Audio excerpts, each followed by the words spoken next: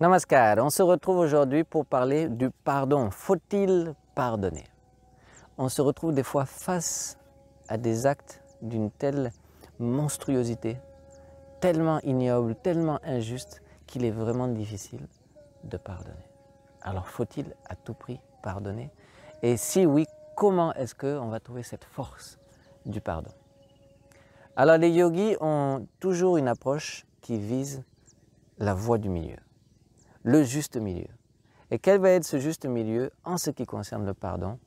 Il va être deux choses.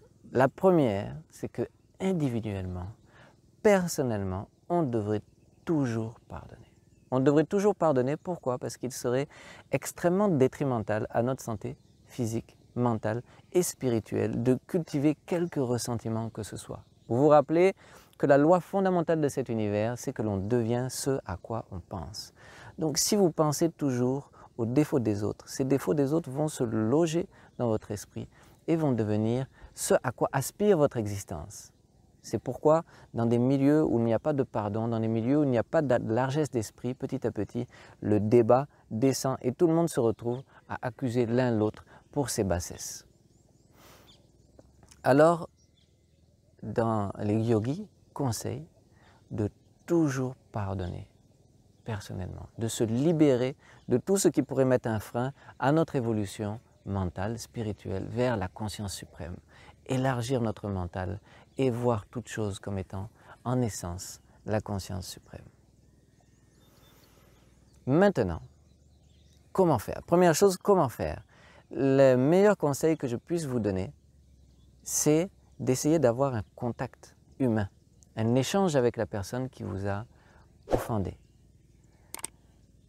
Pourquoi? Parce que lors de ce contact, on a toutes les chances, si on est suffisamment attentif, si on est suffisamment réceptif, suffisamment à l'écoute de l'autre, de comprendre les motivations humaines, même si elles sont erronées, les motivations qui l'ont poussé à poser tel ou tel acte. Et vous avez une chance que, au-delà de votre ressentiment, au-delà de votre logique, dans le cœur de votre cœur, une étincelle d'humanité à nouveau surgisse pour cette personne. Et cette humanité, cet amour va créer un lien entre lui et vous qui va permettre de pouvoir avancer. Avancer personnellement, justement pour pouvoir faciliter le pardon, et avancer collectivement. Pourquoi? Parce que c'est dans cet échange qu'on va pouvoir rééduquer la personne. Alors j'en viens en même temps au point 2. Le point 2, c'est on ne devrait pas se permettre de pardonner ouvertement, publiquement, à une personne qui n'a pas corrigé son comportement. Personne n'est en train de poser des actes ignobles. Il ne faudrait pas le pardonner avant qu'il n'ait admis son erreur et avant qu'il n'ait commencé à corriger sa conduite. Donc la moindre des choses, c'est que la personne vienne et vous demande pardon avec toute sa sincérité. Alors vous pouvez ouvertement lui donner votre pardon.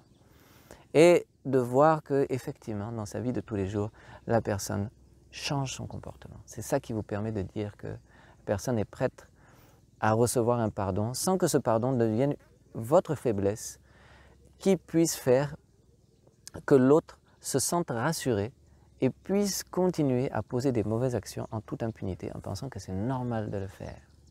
D'accord? Donc intérieurement, toujours pardonner.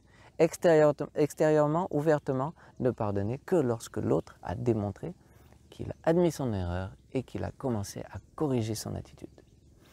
Et à nouveau, cette manière d'essayer d'avoir un échange avec la personne, de réveiller un peu d'humanité entre vous, va rétablir ce lien dont je parlais, ce lien d'amour. La haine va s'effacer, l'amour va remplacer cette haine, va créer un lien qui va vous donner une chance de rééduquer la personne.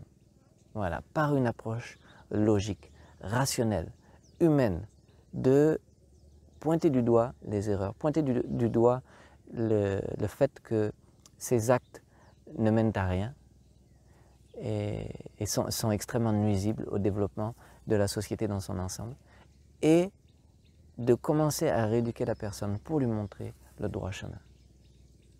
Donc le pardon a un rôle éducatif et il doit être donné au bon moment.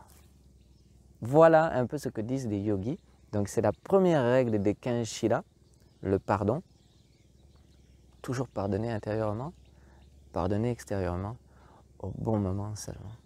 Merci, j'espère que ça vous a éclairé un tant soit peu. J'espère que vous allez pratiquer cette règle. À très bientôt. Namaskar.